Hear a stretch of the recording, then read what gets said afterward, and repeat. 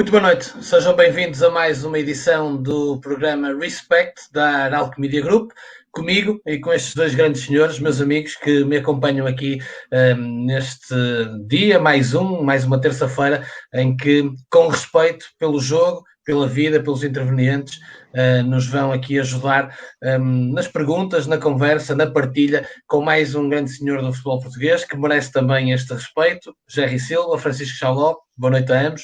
Boa noite, Remo. Boa noite a todos. Boa noite, Jerry. Boa noite.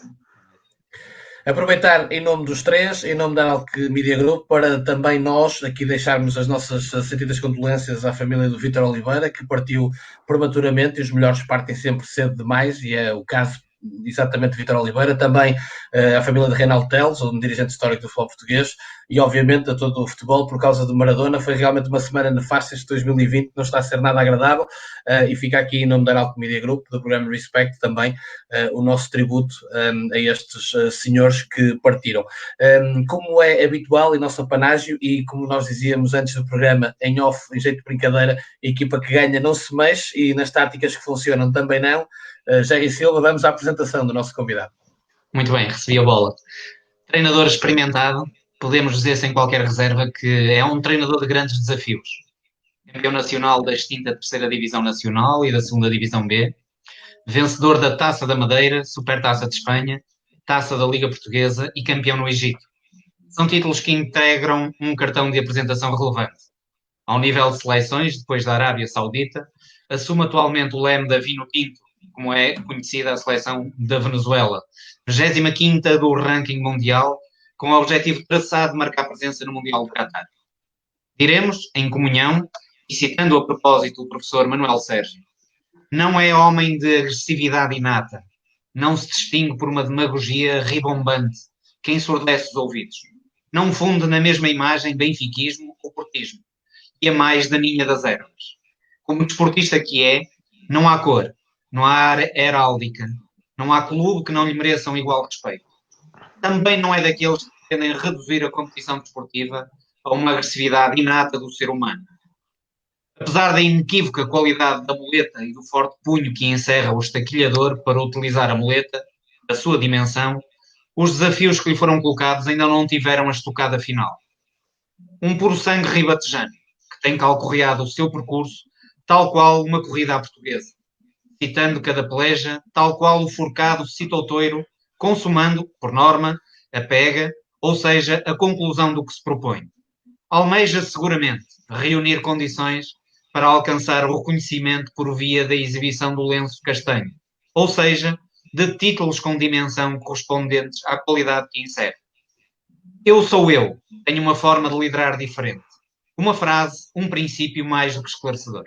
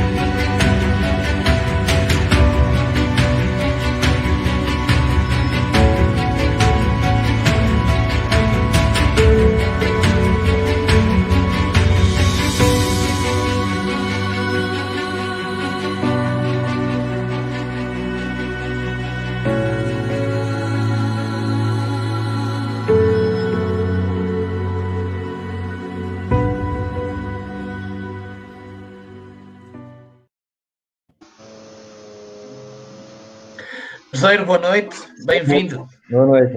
Obrigado pelo convite. Boa noite. Obrigado pelas palavras do Jerry e obrigado pelas imagens. Estava bem mais novo. Saudade. Continua bem observado, Mister. Os ares da Venezuela estão a fazer-lhe muito bem.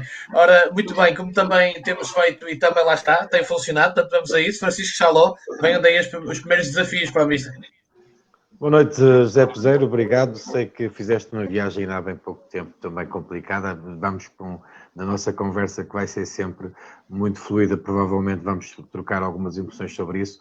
Mas eu, aproveitando aquilo que foi a excelente apresentação do José Peseiro por parte do Jerry Silva, eu ia perguntar se as raízes, evidentemente, onde nós nascemos, aquela alusão aos forcados, a isso tudo, se isso, na verdade, se traduz também algo importante para a carreira de treinador, ou se sentiste que, na verdade, essa a naturalidade teve influência no teu trajeto?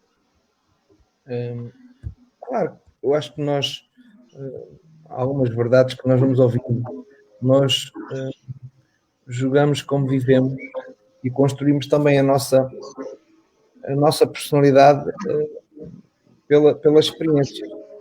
E quando falo de experiências, desde que nascemos e tivemos, obviamente, família que tivemos, e tivemos pessoas que foram importantes e significaram para nós, da forma como a nossa família e os amigos e a nossa terra e a forma como nós vivíamos contribuíram para o nosso crescimento como pessoa. Eu acho que nenhum treinador está, antes de ser treinador, um homem, e a sua construção e o seu crescimento, obviamente, suportado por tanta gente e por tanto local, e não estou a falar de questões geográficas, questões culturais, questões sociais, económico-financeiras, que me marcaram com certeza o que eu sou hoje. O que eu tenho a sorte, acho eu, é que desde que eu nasci, enquanto vivi na minha terra, e também falava da minha terra, se é possível dizer que nós, que é profissional de futebol, tem uma terra, nós temos várias terras, mas aquela que eu tive mais tempo foi Cruz, e a felicidade de que sempre tive pessoas que alimentaram e que colocaram sempre em mim algumas coisas que acho que são importantes, que são determinantes para uma sociedade. O sentido de justiça, a humildade, a solidariedade, a honra, a dignidade, o ser justo para com as pessoas, o sentir o que é as dificuldades de viver. Eu penso que essas consegui bebê-las. Se calhar muita gente que não consegue cumprir com o mínimo de que é o regras e os valores da sociedade que eu procuro que seja justa, também não tiveram essa felicidade que eu tive de cruzar com a maior parte das pessoas, não sei com todas, mas 90% das pessoas que cruzaram comigo, que me deram esse ensinamento, que me provocaram no meu crescimento as coisas boas e ver mesmo, muitas vezes coisas más e também muitos erros nós cometemos, mas conseguir depois avaliar bem o que é justo, o que é melhor para uma sociedade cada vez. É mais mercantilista, cada vez mais egoísta, cada vez... Bem, não vale a pena estar agora neste comentário que nós vivemos, mas muito distante daqueles valores que eu, quando era jovem, vi do meu avô, do meu pai, dos meus pais, da minha mãe, da minha avó, em que a relação que nós tínhamos com jovens, hoje está aqui o Xaló, não está mais próximo da minha idade, creio eu, em que nós vivíamos em comunidade, uma comunidade muito partilhada. Não era tanto a inveja e ciúme, que era muito humano, também é verdade, mas era mais a forma como nós partilhávamos. E como falo depois, não só relativamente àquilo que foi as vivências da minha terra, mas também os treinadores, os professores, os colegas, os jogadores e todas aquelas pessoas. Eu trabalhei na universidade, trabalhei na escola, e todas aquelas pessoas que estudaram comigo, felizmente, não desviaram desse caminho, pelo menos esse é penso que não é excesso de, não é vaidade, não desviaram desse caminho, e na parte deles conseguiram até, se calhar em alguns momentos, colocar-me nesse caminho. Por isso sou feliz pela vivência que tive, e não tem a ver com questões mais ou menos económicas, diferenciação cultural, social ou política, porque de tudo eu ouvi e tudo eu vivi, mas sinto muito feliz por isso. A maior parte das pessoas que me formaram e que são responsáveis tanto mais do que eu sou, acho que acabaram por contribuir para eu ser uma pessoa que faça o máximo para ser justo, honesto, digno, honrado, e respeitando os valores de uma sociedade normal, que eu já não sei se é de uma sociedade normal ou já começa a escamatear tanto esses valores que eu, É verdade. que eu felizmente vivi e que neste momento tenho dificuldade em ver com tanta consistência, com tanta determinação e com tanta defesa como nós fazíamos. Força, Jerry, a sua primeira questão também. Sim, José Peseiro, mais uma vez muito boa noite, obrigado pela sua presença. Eu diria que essa base, essa estrutura humana, familiar, social e educacional tem servido ou tem permitido que um conjunto de projetos que têm sido apresentados com instabilidade os permita abraçar e ao mesmo tempo, no final, quando o embrulho não tem sido em algumas das situações o melhor, também o permita devolver com essa simplicidade e com essa classe que evidenciou na sua primeira intervenção? Olha, também isso determina muito aquilo que nós somos como treinador, até as escolhas que nós fazemos. Somos treinadores mais individualistas, mais estrategas, somos mais ofensivos, mais defensivos. Eu acho que tudo isso contribui para as escolhas que nós tomamos. E quando nós tomamos o caminho, relativamente até uma ideia de jogo, uma forma de jogar, que passa a ser, acho que não é pessoal, é coletiva, porque tanta gente me influenciou no meu trajeto. Quando eu escolho uma ideia de jogo, ela pertence a muita gente, pertence a toda a gente que contribuiu para o meu crescimento. Eu até posso dizer, portanto, as vivências que eu tive, por exemplo, relativamente àquilo que é as opções com o jogo, não sei, não consigo imitar, mas pelo menos construo essas ideias, esses alicerces para a minha organização de jogo, para a minha forma de ver o jogo. Eu lembro de um Ajax, da mecânica, da laranja mecânica, não sei se vocês, aqui está a pessoa não se lembra bem, em que nós estávamos todos para o Ajax e todos para a Holanda, para a forma como jogava, a forma rica, e ficámos chateados quando perderam com a Alemanha o segundo gol do Müller e outras derrotas que eles tiveram. Depois, portanto, a seleção do Brasil em 82, que mesmo sem ganhar nada, foi a seleção mais espetacular que eu vi jogar, e isso de uma forma me marcou. Portanto, não é só as vivências que nós tivemos ricas, pessoais, mas também aquelas que nós vimos, observámos por televisão, que naquela altura, enquanto neste momento é fácil para mim ver qualquer jogo do Mundial, do Europeu, naquela altura eu via para televisão. E depois também há este lado, sei lá, meio louco, meio, não sei o que é de chamar, de sermos, sei lá, há pessoas mais precavidas, mais receosas, mais, não vou dizer que é mau ou bom, é a sua personalidade, que levam a que, porventura, não aceitassem desafios que eu aceitei. Portanto, eu posso dizer que aceitei sair do país muito cedo, e se calhar outra personalidade não o fariam, e eu filo. Portanto, depois do Sporting, posso até pensar que não foi o momento ideal, com certeza se teria aqui marcado para fazer coisas parecidas ou até melhores, e fui para a Arábia Saudita. Pois é verdade que não foi só questão de oportunidade, mas sei lá, uma questão um pouco de loucura de ter ido para projetos, e tens razão, que o mais provável é que não tivessem sucesso. Mas também o sucesso não se manda só com os títulos, mas também com aquilo que nós precisamos fazer. Eu lembro que a segunda vez fui para o Braga, que tinha ganho a Taça de Portugal e que perdeu alguns jogadores, inclusive perdeu o Rafa, que tinha sido o melhor jogador daquele ano. E o Braga ficou com uma equipa, já a primeira vez que eu fui para o Braga, já o Braga vendeu o Lima, portanto, apesar de nós termos sido classificados para a Champions, e ter sido prometido que os 15 milhões da Champions impediriam de ser vendido o Lima, a verdade é que nós fomos à Champions, eliminámos o Udinese, e a 20 minutos de fecho do mercado, telefonaram-me a dizer que o Lima tinha sido vendido, quando tinham prometido, se nós fôssemos à Champions, não precisávamos do dinheiro do Lima, e podíamos fazer, eu acho que com o Lima podíamos ter feito muito melhor. Por exemplo, podíamos, se calhar, com certeza, ter conquistado a posição da Champions, que foi ganha até e com muito mérito, pelo Paulo Fonseca e do Passos Ferreira. Quando evidente veio para o Porto, não posso, acho que ninguém pode desmentir que o Porto, naquela altura, talvez tenha tido o pior plantel dos últimos 20 anos, não sei, quer dizer, não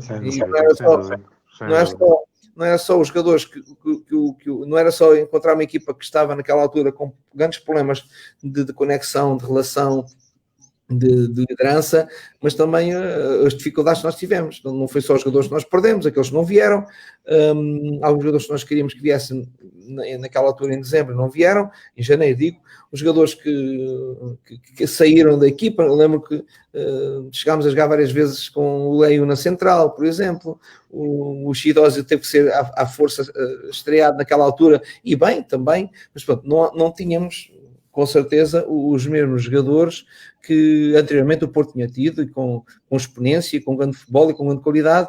E estou-me a lembrar tanto dos anos do Vítor Pereira, o André, o Lopetegui não conseguiu tanto, mas mesmo assim, mesmo naquela altura, nem a melhor equipa do Lopetegui nós tínhamos. O Paulo Fonseca também tinha uma equipa já não com o mesmo nível do Vítor e do André, mas melhor com certeza que a minha e aquela que eu encontrei.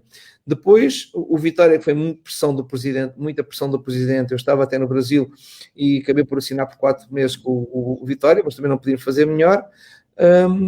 E lembras-me o Sporting, isso acho que é uma coisa, se há algo que me orgulho, é ter jogado uma final da Liga Europa pelo Sporting, a segunda vez na sua história, porque não tinha só jogou 2 vezes uma final. Estive lá na bancada.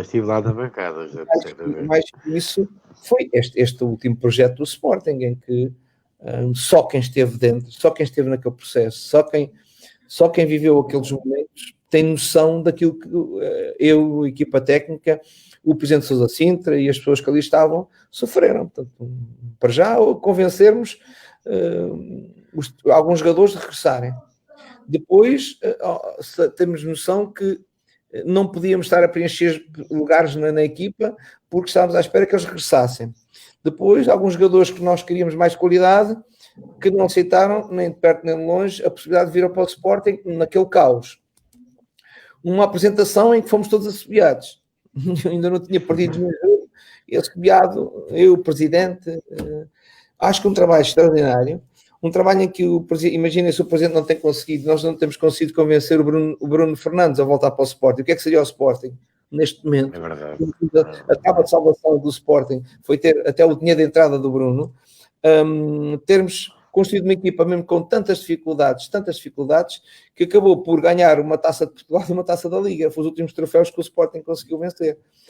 E acho que foi um trabalho tremendo, apesar de nós, claro, reconhecermos assim que o novo presidente entrou, que realmente não éramos a sua escolha, e tem todo o direito a fazê-lo, mas pior do que isso é depois ter um mês em que não tivemos nem apoio, bem, não vale a pena, porque já falei isso várias vezes, que levasse, ou seja, quase que se quis que, pronto, eu não quero este treinador, quero outro, então vamos arranjar a forma deste treinador ir embora. Foi o que se fez. Agora deixámos uma equipa preparada para ganhar, ganhou, não fez as coisas tão boas na Liga Europa e na Liga como gostaríamos, mas, como digo, no caos, acabámos por fazer um trabalho excelente, que eu consigo avaliá-lo assim. Há umas pessoas também. Terá sido um desafio que é daqueles desafios que não há livros nenhum que possam explicar, não é? Não há nenhum, não há nenhum exemplo. Não há. Pode ser que nós íamos. Já há uma coisa que. Depois também esta loucura, quer dizer, nós quando temos mais idade, eu já tenho 40 e 20, temos questão de ter alguma, sei lá, perceber, será que isto é uma coisa boa para ti? Mas a força do processo social foi tanta. E aquela questão de, não ganhei nada, não ganhei no Sporting na primeira vez, vou ganhar agora. Tem que ser. Claro. A ilusão de menino, quer dizer, como é que é assim? Como é que com 58 anos, naquela altura, continuas a ter uma ilusão de menino? Isto está próprio de quem é treinador de futebol, o Chalo sabe. Nós, muitas vezes, até nem ponderamos daquilo que nos pode acontecer. Mas também há uma coisa, como felizmente tinha uma independência, até essa loucura, esse lado de risco da minha carreira tem mais sentido. Eu não hipotequei a minha... Claro que podia neste momento ainda estar em Portugal e ter outros objetivos em clubes aqui, mas não coloquei em causa a minha estabilidade familiar, aquilo que eu posso dar à minha família, que é o que muitas vezes reprime e leva a que muitos treinadores que nós temos no nosso país, infelizmente, não poderem tomar estas apostas. Bem, e se me dissessem, então a Vozela, claro, a Vozela está um pouco neste caminho, mas também é verdade que eu treinei na Arábia Saudita um ano, 2 anos, 2 anos e meio, e fiquei a gostar. Portanto, esta sensação de treinar uma seleção, apesar de não trabalharmos todos os dias, que é o que nós queremos, e uma ilusão de fazer uma história que eu sei que é impossível, estás louco, a Venezuela nunca foi a Mundial, a Venezuela ficou em última, na última classificação, está bem, mas também a nossa vida e a nossa também um pouco de loucura nisto também não está mal, não, acho que estes riscos e esta loucura alimentam-nos também a nós. E acho dentro desse risco e dessa loucura, fazendo agora uma análise fria, é sempre mais fácil fazer as análises depois do que antes, mas sendo que foi um erro assumir a liderança do Sporting naquele contexto. Não, eu não posso dizer isso, porque eu fui com tanta ilusão quando eu assumi que isso é muito fácil como os comentadores, porque não jogou aquele, claro. Não jogou aquele. Isso é depois. Naquela altura eu achei que era o melhor desafio. Achei que poderia dar ao Sporting coisas importantes. Podia dar ao Sporting e digo-te, olha, não é... Às vezes custa-me um pouquinho. Eu sou apelidado como benfiquista e tu sabes que um profissional de futebol acaba por não ter clube, acaba por esbater-se muito essa situação do clube. Quando eu acho que o Porto merece ganhar e fico contente, ou o Sporting ou o Benfica. Eu fui sempre acusado, e uma das coisas que me acusaram no Sporting, as suas claques, era que eu era benfiquista. Não é? E a verdade é que eu, quando saí a primeira vez do Sporting, deixei 400 mil euros no Sporting, eu não os quis receber. Eu não sei se algum treinador conotado com o Sporting tenha feito isto. Ou quantos sócios do Sporting o fariam. E vocês sabem que a gente pode ter uma costela quando somos jovens, todos temos um clube, pronto, de referência, mas depois quando estamos a este nível, não é, e as pessoas não acreditam nisto. Eu gosto do Sporting, até porque eu trabalho 2 vezes. Mas como é que... Porque gosto do Sporting. E assim como gosto, e as equipas que nós seremos, acabamos por gostar delas. Até porque eu não vejo a vida sem emoção, eu não vejo o futebol sem emoção, não há. E de alguma forma, todos os clubes onde eu passei contribuíram para eu estar onde estou. E emocionalmente eu me envolvi. Se calhar é mau envolver-nos tão emocionalmente como eu me envolvo. Mas também é verdade que eu vivo mais feliz assim. Vivo mais feliz assim. Portanto, eu não era capaz... Eu não era capaz de ter frio numa relação de um clube. Por isso, gosto e entrego-me de alma e coração ao clube onde eu estou. Eu, por exemplo, eu estive no Sporting. Eu podia ter aproveitado o Sporting até para a quantidade de empresários que existiam, oferecer jogadores a toda a hora, eu podia muito bem, porque eu sei que há muita gente que faz isso, não é? Manejar aqui algumas influências e dar aqui alguns, como é que eu digo, algumas benéficas, como é que digo, alguns não é, prémios, como digo. Epá, o momento era propício, não é? Quem vou para lá 40 ou 50 jogadores nos últimos 3 anos, eu também podia ir para lá 10 ou 15, ninguém chateava. E se calhar teria mais amigos para projetar o meu futuro. Não foi isso que eu fiz. Eu disse, nós não temos dinheiro, nós temos que reduzir o projeto para, acho que eram 15 milhões de euros, reduzimos aquilo ao mínimo e fomos buscar 4 jogadores para mim eram indispensáveis. 4 jogadores. Estes 4. Eu disse, só que há jogadores que eu acho que possam jogar a titular. Senão, eu não os quero. Vou lançar miúdos, vou ser jovens. E poderia naquela altura, em outras situações também, como muitos são capazes de fazer, mas também tem a ver com a independência que temos e a possibilidade que temos, ter também ir na onda e arranjar ali, né? Olha, versículo assim. José Peseiro, sente que em algum momento, mais do que servir, com essa emoção e com esse profissionalismo, mais do que servir, se serviram de si? Não, eu sempre, sim, por essa ótica, é que eu, quando assinei por algum clube, não olhei aos meus interesses.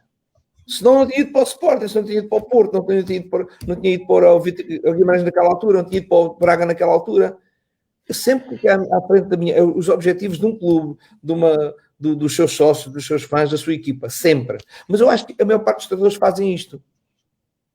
Depois acabamos por muitas vezes ter dissabores. É que damos tudo aos nossos jogadores, damos tudo aos clubes, e depois o primeiro a ser martirizado somos nós, a seguir aos árbitros. Portanto, os árbitros não são despedidos, acabam por estar. Somos os primeiros a ser, mas também, de alguma forma, eu concordo. Houve alturas em que eu não concordava muito com isso. Portanto, é mesmo assim. Zé Pedro, o tema do Sporting apareceu até de uma forma natural, mas e perfeitamente até pela parte, cronologicamente, pela parte mais recente. E eu estou convencido, isto é a minha opinião, provavelmente abraçaste muito mais depressa esta segunda vez do Sporting, precisamente por teres feito a primeira vez, ter estado a primeira vez lá, onde para mim, e vou dizer isto, é a minha opinião, onde para mim criaste efetivamente um modelo de jogo do Sporting que perdurou durante muitos e muitos anos.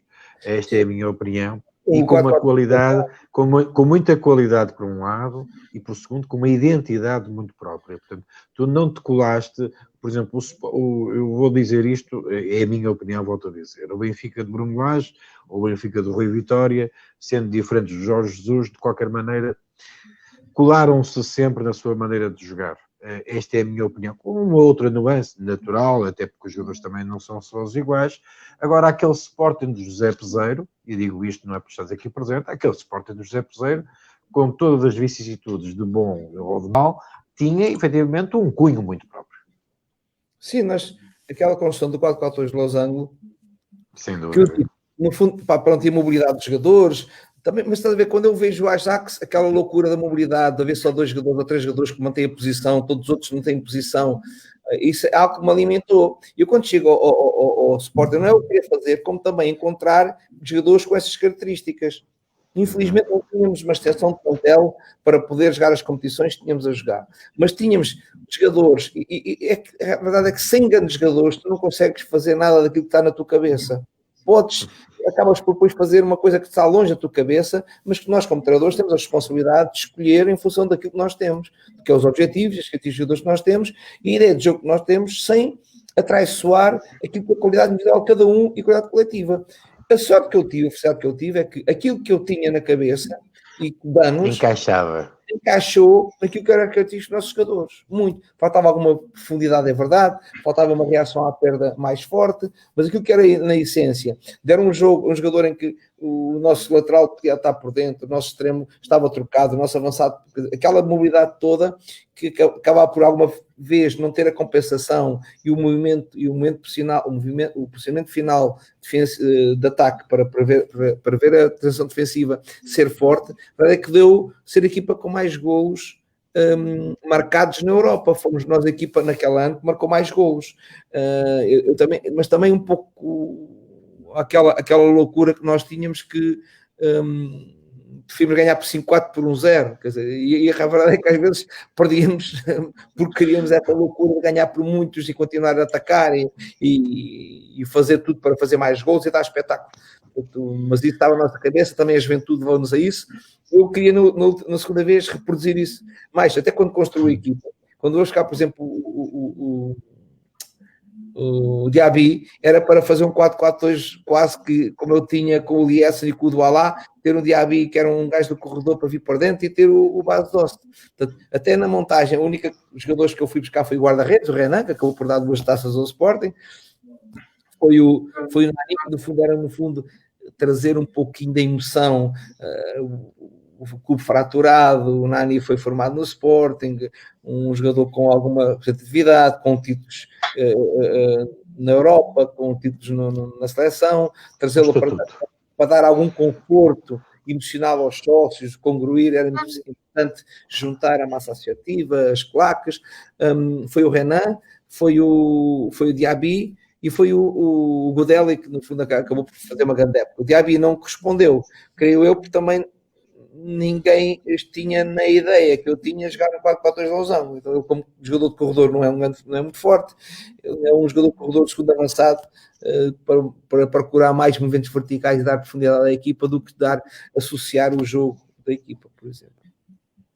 José, queria acrescentar alguma coisa? Queria puxar um bocadinho o filme atrás, mais do que aqui a ideia do jogo, voltar independentemente do clube, essas ideias e essa loucura entronca sempre numa relação com o dirigismo. O professor Manuel Sérgio diz que os dirigentes se sentem primas donas, vedetas, que não sabem conviver com os adversários nem com os próprios trabalhadores do conhecimento do seu clube, quando afinal não passam de palhaços de um circo pelintra ou gestores de flagrante ingenuidade. aquilo que eu lhe perguntava era o seguinte, José Peseiro, quando leva um soco a 2 pontos do primeiro classificado, isso foi o resultado de um circo pelintra ou uma gestão de flagrante ingenuidade? Olha, eu não sei como é que é de avaliar. O que quero dizer é que o futebol é só um microsistema do macrosistema que é a sociedade. Portanto, e não podemos pensar que o futebol é a única coisa pura e a única coisa bem feita. Porque, quer dizer, tudo o que é feito nas outras atividades do mundo e da nossa sociedade, se não são perfeitos, o futebol também não é perfeito. Agora, há uma coisa que eu tenho a certeza, é que o futebol é a atividade de maior sucesso do nosso país. Não tenho dúvidas nenhumas disso. E com certeza, mesmo com muitos erros que os nossos dirigentes possam ter cometido e que continuam a cometer, fizeram grandes trabalhos, porque não se pode produzir tanto jogador bom a jogar em Portugal ou não, que se não tivéssemos feito um grande trabalho. E têm feito. Portanto, eu às vezes não gosto muito de transportar para as coisas más do nosso futebol só para os dirigentes. Porque seria injusto, porque então, se os dirigentes dirigiram o futebol durante tantos anos, como é que nós chegamos ao nível que chegámos como país, na dimensão que nós temos, quer geográfica, quer económica, quer social, sabe, seja qual for os itens que nós podemos comparar com os outros países, não somos mais fortes e no futebol somos mais fortes.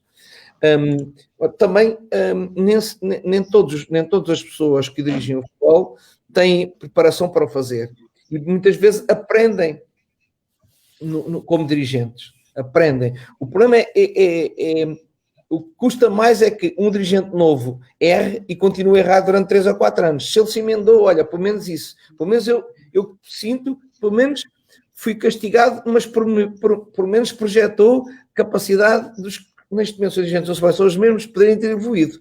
Isso já me fico meio insatisfeito. Já não fico muito insatisfeito, mesmo à custa da minha e das famílias dos treinadores que ali estavam e das famílias que estávamos a trabalhar. E isso muitas vezes acontece. Até porque há aqui um dado que é as expectativas que nós criamos e depois o lado de frustração, satisfação que criamos em tudo no mediatismo do futebol. É que o futebol também no nosso país acaba por ter uma dependência tão grande daquilo que é os sócios, porque eu às vezes começo a dizer, qual é a felicidade de um cidadão português ou da maior parte dos cidadãos portugueses? Bem, não trabalham no trabalho que gostam. Não. Eu e o Xaló, pelo menos, trabalhamos aquilo que gostamos e ainda nos pagam. É verdade. Pois, não tem... ganham menos do que gostariam para fazer uma vida boa. Depois, vivem num mundo em que os valores sociais e familiares não existem. Portanto, a mulher está mais tempo... já também no telemóvel e a fazer outra coisa qualquer do que a falarem, os filhos também. Bem, o único momento de vitória que ele tem é o do clube dele, do Benfica, do Sporting ou Porto. Chegamos à conclusão, o que é que ele ganha durante a semana? Uma cidade mercantilista, uma cidade que não tem valores, uma cidade em que a aproximação e a relação social entre os pais, os filhos e os netos não é a mesma. Eu, pelo menos, tinha o conforto de ter o meu pai e o meu avô e de ter com o meu avô e com o meu pai, sabe, termos uma relação tão próxima que acaba por nos esquecermos das desagruras da vida.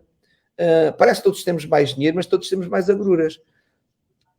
Qual é o momento de vitória? É quando o Benfica, o Porto ou o Sporting, ou o Vitória Guimarães, ou o Braga, portanto, aquela pessoa que se envolve tanto para por uma vitória. Quando não a tem, é uma cara de trabalho. E aqui, a relação de impacto entre o que é a manifestação dos sócios e das claques e das pessoas que gostam do clube, e agora com as redes sociais, naquilo que é o dirigismo, é um impacto muito maior que existia. E naquela altura também existia as chicotadas psicológicas. Às vezes é uma autodefesa. Não é? Portanto, isto é mandar o gajo embora antes que vá eu. Depois, compreendo que continuem insatisfeitos, José Peseiro. Mas a verdade nesse contexto. Não, é que soluciona-se a questão só por uma questão emocional. Pensa-se uma questão emocional e de relação e no fundo está-se a adiar a resolução do problema, que é as questões estruturais, organizacionais e todas elas que são mais importantes que o presidente e os seus diretores devem atuar do que, como digo, tomar decisões de pontuais, não é ativas, mas reativas, tentando empurrar a crise para a frente. Bem, mas como digo, se a algum momento também essas pessoas acabam por ver, não é por aqui, vamos lá ver, Portanto, não é por aqui. Não é respondendo e dando força e proteção àquilo que os sócios claques querem, que se pode tomar um clube mais sério, mais forte, mais responsável, mais consistente e ganhar com mais consistência. Não é. E espero que tenha sido uma lição e acho que foi. E as coisas... Mas sente que há qualificação ou competência para uma massa crítica e pensante nesse sentido, que permita consolidar projetos? Mas não existe. É que não existe curso de treinadores. Os cursos dirigentes são muito recentes. É que nós temos cursos de treinadores há anos e nós estamos a dizer que queremos que eles sejam capacitados para treinarem, para serem dirigentes do futebol, que é diferente ser dirigente, tudo tem a sua especificidade. É uma área de conhecimento tão grande. Eu costumo dizer, o que eu louvo e o que eu dou parabéns e que eu me admiro, aqueles treinadores de há 40, 50 anos não tinham conhecimento por perto do futebol. Neste momento sou um treinador que eu não quero. Se eu tenho necessidade para ser treinador, há uma série de conhecimento aí, porque o futebol tornou-se, a maior parte das ciências que está no futebol é lucrativo, acabaram por estudar o futebol de forma exaustiva, nas suas várias componentes, fisiológica, psicológica, técnicas, táticas, tanto desenvolvimento, e parece-me que a única coisa, e não é por culpa dos dirigentes, não, claro, porque os dirigentes que não fazem esses cursos, ou não promovem esses cursos, que não há cursos, já, neste momento existem, mas terá que 10 anos, e os treinadores têm quantos anos? Eu já fiz o meu há 30 e tal anos. Exatamente. Apesar de nós encontrar aqui responsabilidades das pessoas, que também há pessoas que procuraram essa competência, as capacitações, os cursos. Também é verdade que e não podemos esquecer, e não podemos dizer, e dar os parabéns, estar satisfeito com o trabalho de muitos dirigentes, muitos, para o futebol nós temos.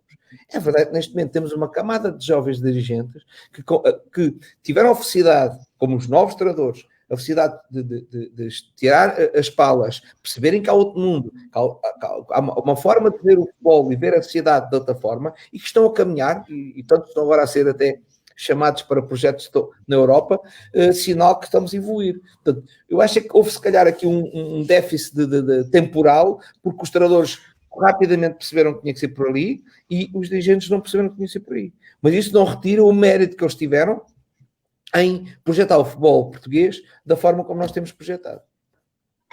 José Peseiro, eu gostava de lançar a seguinte questão. Sendo certo que já viajou pelo mundo, Roménia, Grécia, Arábia Saudita, Emirados Árabes, Egito, agora a Venezuela também, em todos estes contextos há uma natural adaptação que tem que existir, por muito que a ideia de jogo está lá, as nossas ideias estão sempre lá, mas pergunto-lhe em relação à Venezuela, qual foi a maior adaptação que teve que fazer à realidade ou algo que na Venezuela está presente a que teve mesmo que se adaptar? Neste projeto, como já disse aqui, quer tentar levar ao Mundial. Olha, não como deves calcular, deves saber. Nós só conhecemos a realidade quando estamos presentes. E a primeira coisa que eu faço como treinador é tentar conhecer as características do país e só vivendo-as. O Xaló já passou por vários países e o futebol não é igual em todo o mundo. É mentira. Não é mentira. Portanto, não, o mesmo exercício que eu faço na Arábia Saudita não fiz na Roménia, ou fiz com outra dimensão. Portanto, estamos em continentes, em especificidades e em estágios de desenvolvimento de uma cidade tão diferenciados que não faz sentido nós dizermos que aquilo tem que ser assim. Mas só os americanos e a Europa também quer mandar nisto, quer dizer que os países que têm 40 anos desenvolverem-se à pressa que a gente tem. Quer dizer, isto é uma realidade. E com os africanos a mesma coisa, e com os sul-americanos a mesma coisa. Portanto, só estes países que mandam no mundo, e mandam mesmo no mundo, não sei por interesses comerciais ou outros quaisquer, querem que o sentido de justiça, as questões de vivência daqueles países mudem radicalmente. Não, a gente quer ser, a pressa é nós que a mandamos. Tem que ser assim, pronto, e se não for assim, vamos para a ONU, vamos fazer isso tudo. E no fundo não é assim. Portanto, não é assim porque há estágios de desenvolvimento das diversas sociedades e diversos países onde eu passei que requerem especificidades e formas de abordar o jogo, abordar a vida social, cultural, política, religiosa de outra forma. Mesmo eu mesmo eu não concordando com várias coisas que se passam nesses países onde eu já passei a treinar. Nós queremos sempre conhecer o país, por isso eu gostava de ir, tanto quando estive em vários países, sair, conhecer as pessoas, até porque nós, e o Xaló sabe isso tão bem como eu, ou melhor, que nós só conhecemos realmente o jogador quando conhecemos a sua identidade, de onde é que ele vem, a sua gênese, não é? Muito importante. Como é que ele reage à derrota, como é que reage à vitória, como é que reage ao feedback positivo, ao feedback negativo, como é que ele vê o que é a solidariedade para ele. A mentira na Arábia é uma coisa normal, para mim é um escândalo, não é normal. Para nós é um escândalo. Eu sou capaz. Mas é verdade, é verdade. Portanto, vou ao funeral da minha mãe, passado 3 meses vai outra vez ao funeral da mãe. Mas se aquilo está enraizado, como é que tu podes não entender um jovem, um miúdo com 24 anos, 25, 26, formado numa deformação, mas que é a formação deles, e entender que aquilo é escandaloso, não é? Viver naquela forma. Como outras coisas que passámos, que não vale a pena aqui falar, porque são coisas tão, às vezes, tão sensíveis que muitas vezes tem tanto medo da sensibilidade da nossa sociedade que critica tudo, das questões de racismo, sabe, tanta coisa que às vezes não sei se podemos falar algumas coisas. Mas muitas coisas que se passam, ou nós conhecemos, e acabamos por ver o mundo de outra forma. E é verdade, tal como os diz que veio diferente e viu as coisas diferentes, depois de dar a Arábia Saudita, eu acho que quando nós conhecemos outros mundos, outros países, percebemos, para já, a riqueza que somos como país e depois aceitar a diferença que eles têm como país e como cultura e como sociedade. A Venezuela, já, eu não conheço bem da Venezuela, porque é impossível. Nós às vezes treinamos um ano com o jogador e acabamos por não conhecer ainda, na parte final, mesmo, e se calhar a final é diferente do que eu pensava. Imagina uma sociedade em que nós nem tivemos 2 semanas lá e agora 2 meses. E é um trabalho de seleção. Ora, claro que há pontos essenciais, e se calhar a maior parte dos pontos essenciais eu não os senti, mas o que é que eu fiz agora da última vez que estive na Venezuela? Tive reuniões com todos os treinadores das equipes. Eu tive a sorte, pode-se fazer assim, que é, devido à pandemia, os clubes estão a fazer 2 torneios, um torneio em Barinas e outro torneio em Valência, onde estão concentrados e fazem um mini torneio, isto por causa da responsabilidade assumida perante a Conmebol de, até janeiro, dizer quais são os clubes que jogam as competições sul-americanas, portanto, quer a Libertadores, quer a Sul-Americana. Eu tive o privilégio, a felicidade de ir aí, estar a ver os jogos e depois de ver 2 jogos de cada equipa, fazer uma reunião com eles. E daí, passava por questões sobre que jogadores achas que podem jogar na seleção, que jogadores podem, a curto prazo, jogar na seleção, e depois eles porem-se na pele de treinador, de presidente da Liga e da Federação, o que é que eles achariam que seria importante a curto, a médio prazo e a longo prazo desenvolver a nível de futebol venezuelano, e depois também o que é que eles achavam importante que eu percebesse, entendesse mais rapidamente para me adaptar e para tirar dos meus jogadores o melhor. E aí vi o lado, é o lado emocional, estou falando do lado emocional. É o treinador, presidente. Diz? Força, estamos a ouvi-lo, José, estamos a ouvi-lo. Então no fundo, uma situação que é transversal é o lado emocional do sul-americano. É o lado em que eles vivem da ilusão à frustração e ao ócio. Portanto, ou seja, ou estão ali ou estão aqui. Ou têm objetivos para concretizar, ou têm um sonho para concretizar, ou rapidamente ficam, não é contra o processo, desligam-se do processo. Isso tem frustrados, não é? Também tem a ver com a forma como se gera politicamente e socialmente aqueles países. Portanto, eles estão na onda, a da promessa, não é? Prometeu, e depois, mesmo aquilo não acontecendo, acaba por não haver oposição. Existe uma oposição minoritária, mas outros vão, pronto, até vir outra, de outro sonho novamente. Vivem muito entre o sonho e a frustração.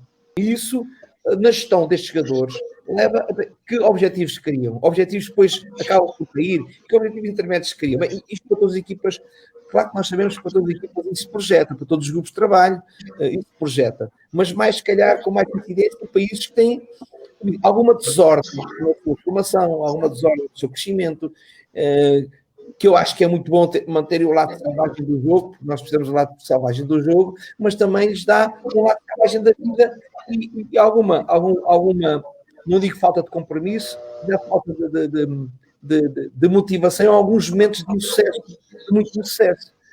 Mas também é verdade que a maior parte das pessoas que eu tenho não estão na Venezuela, estão. É verdade que não têm. Eles também me dizem, mister, eles lá são assim, mas quando cá chegam ficam como nós somos. Portanto, prepara-te para isso. Depois, claro, há aqui questões específicas, a maturidade do jogo não é a mesma, os relevados não são os mesmos, uma série de condicionantes e especificidades aqui no nosso jogo e no fundo da sociedade venezuelana e da sociedade sul-americana que leva a ter coisas menos boas. A melhor que tem, acho eu, é a rebeldia, a pureza, o jogo selvagem, que acho que é indispensável ao nosso jogo. E acho que sem eles, qualquer dia, na brincadeira, é costumo dizer, nós até mantemos africanos, sul-americanos pobres, mesmo para isto, para ter jogadores deles. Para o futebol, como nós estamos a ver, não acabar. Acho que a gente já está a ter coisa assim, porque a gente, como está a formar jogadores, desculpa lá, tenho que pôr isto na bateria. Sem problema, força. As tecnologias assim são. Estava-te a dizer porque também isto é por em causa até aquilo que é nós com tantos filhos, tão poucos filhos fazemos por casal, não sei quando é que a gente consegue continuar a fazer estrelas e craques para jogar no nosso futebol. Acho que o sul da Europa ainda consegue. E cá o norte da Europa também há aqueles países mais pobres quando se conectaram do domínio soviético e da Jugoslávia. É também por aí que muitos jogadores andam dessa rebeldia, da loucura, dos skills, e como digo, se calhar a América do Sul e a África vamos estar sempre dependentes dessa rua, dessa loucura de jogo, que quando não o tivermos, a gente vai começar a ver outras coisas no futebol. Francisco, força. Eu por acaso, ouvir-te e concordo plenamente com aquilo que tu disseste, em termos daquilo que são os futebols, os contextos, até as nacionalidades, os continentes, e o Jerry também aflorou aquilo que também é importante no futebol e para aquilo que é o exercício do treinador em todas as suas funções, e para as pessoas compreenderem, e nós temos tido a felicidade, e contigo estamos a confirmar também, é uma ideia muito clara daquilo que as coisas são. Mas eu gostaria também de perguntar, temos dirigentes vários, né? Alguns com uma qualidade, outros são outra qualidade, temos contextos diferentes. Eu arriscaria também a fazer esta pergunta, qual foi o futebol mais complicado da sua abrangência que tu já trabalhaste? Mais complicado. Eu quando digo mais complicado é onde o dirigente desafiante, era mais complicado e mais desafiante. Eu tenho a felicidade de nunca ter tido, já falei com vários colegas meus, no mundo árabe, aquela questão dos dirigentes querem focar no nosso trabalho. Eu felizmente, não sei porque eu não tive essa situação, mas também pode dizer, cheguei à Arábia Saudita, a primeira vez no Al-Hilal, e os jogadores não tomavam o pequeno almoço. Eu lembro-me de andar eu a bater às portas, porque os dirigentes são sempre na mão daquela gente, para eles tomarem o pequeno almoço, e às tantas estavam todos a tomar o pequeno almoço, e todos na hora do almoço, e tudo a cumprir. Mas depois, por outro momento, por exemplo, um jogador árabe faz tudo o que nós mandamos. É um jogador muito submisso, um jogador que está sempre disposto a fazer o que queremos, mesmo tendo uma identidade diferente da nossa, mas não sei porquê, acabam por quase sem querer admitir e se lideram, porque nós lá a verdade é que eles não têm líder, ou seja, têm tão poucos líderes, que são os líderes políticos, que não têm mais líderes, e até porque também a sua dependência do sucesso está com Allah, que acaba por o único projeto de cobertura que eles têm é os seus treinadores. Porque a verdade é que também é verdade que motivá-los para o treino, fazê-los perceber que só podemos jogar bem treinando bem, o sucesso vem do treino, e muitas vezes eles um pouco fantasiado que quando fazem gol é o Allah, quando ganham é o Allah, levá-los a perceber que sem treinar bem quando no fundo na cabeça deles está o Alai, que é o jogo. Portanto, isso é um desafio muito grande e nós sentimos muita evolução rapidamente dos jogadores que nós tivemos na Arábia e nos Emirados, muito rápida. Depois, eu acho que, não sei se é uma aceitabilidade, se é a necessidade de eles terem um líder, alguém que manda, porque eles não estão habituados a ceder a questões religiosas, que são tão normais e aceitáveis. Costuma dizer, mas com o cabelo tapado. Mas eu cheguei a ir à missa com a minha avó e o cabelo era um lenço, não mostrava o cabelo. Portanto, na Europa, há 40 anos, 50 anos, portanto, não se mostrava. A minha avó não mostrava os braços, nem as pernas, nem o cabelo. E nós ficamos todos chocados que existe. Não, eu estou melhor. Tenho países há 100 anos já estou melhor que nós. Já acabaram com aquilo alguns. E eu lembro da minha avó. Eu não via a minha avó com canela à mostra. Eu não via a minha avó, para falar há 50 anos. Não é? Portanto, claro. 5 anos. Para ver a realidade. Eu acho que o mais difícil que eu tive foi na Roménia, mas foi por questão de que não pagavam. E foi o único momento em que eu senti algum receio pelas sei lá, de uma forma, a forma como eles queriam-me amedrontar e queriam-me condicionar com algumas palavras, com alguns escritos, para que eu me viesse embora sem receber. Talvez tenha sido o momento assim mais complicado que eu tenha vivido, mas eu inclusive fiquei lá, até por Natal e tudo, e acabei por receber o meu dinheiro e vim-me embora e ir para a Arábia Saudita. Não tive receio, claro que fui falar com o embaixador, e sim, ministro, deixa estar que nós vamos já telefonar para os gajos. Até uma vez apareceu uma secretária, um papel assim, e partir um dedo igual não sei quantos, partir um braço não sei quantos, e assim, mas não aparece aqui. Mas os outros não aparece, eu digo assim, foi assim, não, em todos eles me enriqueci, com jogadores melhores, com jogadores piores, com jogadores excelentes, como foi no Real Madrid, em todos eles aprendi, em todos eles cresci como pessoa e como homem, e digo, ter a felicidade de ter estado em tanto país, em tanta cidade, em tanta cultura, em tanta especificidade, e à conta da minha atividade profissional, e mais uma vez dizer, ainda me pagarem, tem sido excelente. Claro. Força, Jé.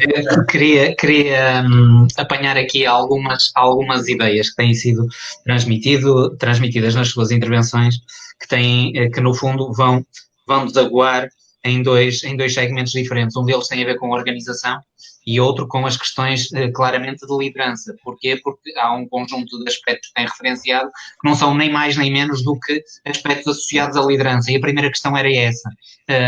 Que liderança? Que modelo de liderança sem prejuízo das especificidades de cada continente e de cada jogador?